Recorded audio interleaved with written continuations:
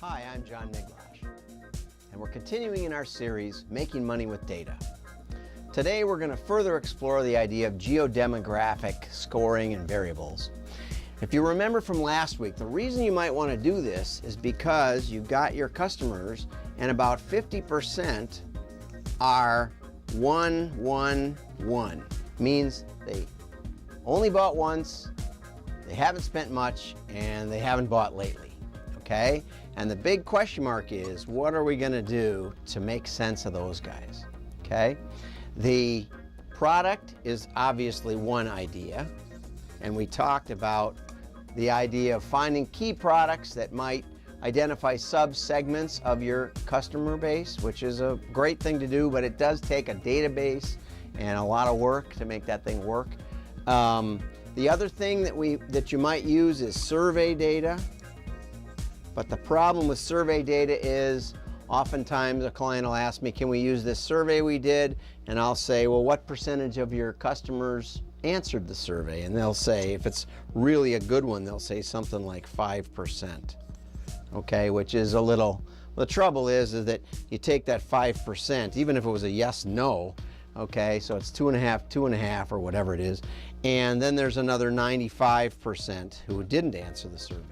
And so if you're trying to model or anything, you can't apply the ones who answered to the ones who didn't answer. Make sense? Okay. So there's other techniques that we can go with, but the next probably most common one is people will say, well, I'll buy overlay data. They get the flyers from Info USA if they're B2B, or or Epsilon or somebody, and they say, we can take your customers and we can match them to a big database, and we can find the individual variables that apply to that person, the mortgage, the kind of car they drive, how many kids, how old are they, and all this stuff. And I was just talking with a guy this week, and he said, you know, I've never made that pay off.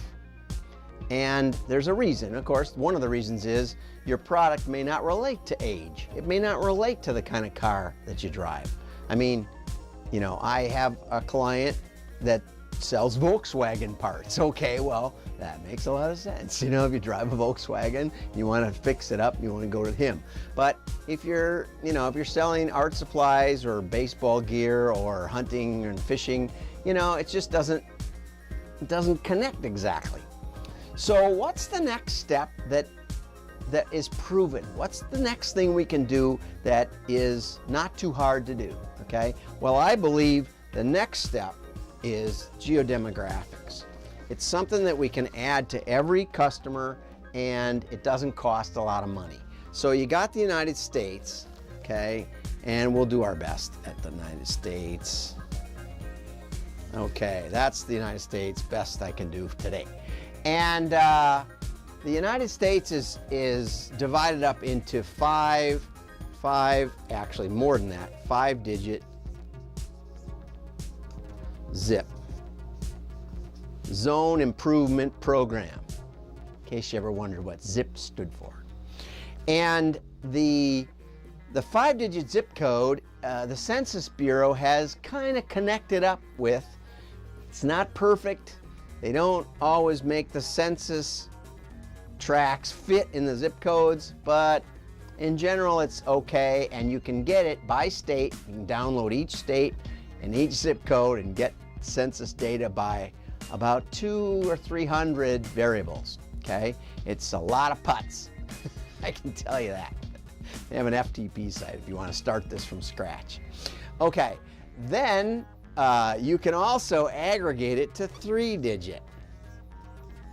Okay, and that's actually called SCF, which is Sectional Center Facility, which is where the mail is processed. Okay, and in general, the SCFs are, well, there's about 7 that encompass Chicago, and there's about 3 or 4 that encompass Milwaukee.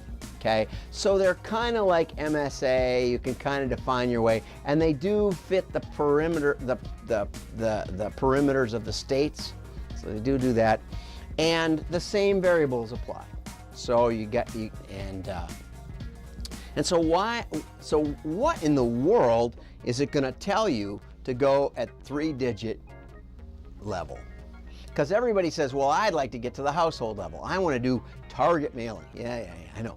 Well, we already know they like your stuff. Okay, we're talking about customer modeling right now, and we already know they bought at least once from you. So they got some affinity for you, and that's not going to come out of your compiled file, and it's not going to come out of this. Okay, but now that we know that one thing, that they have some level of interest, how can we break up? Remember, we're trying to break up that 50% down here that only bought once, hasn't bought lately, didn't spend much. And, and there's another segment up here that bought twice, but didn't spend much and hasn't bought lately, or bought 5 times and hasn't bought in 10 years. You say, well, is there anything left there? Okay, so we're trying to get down into here.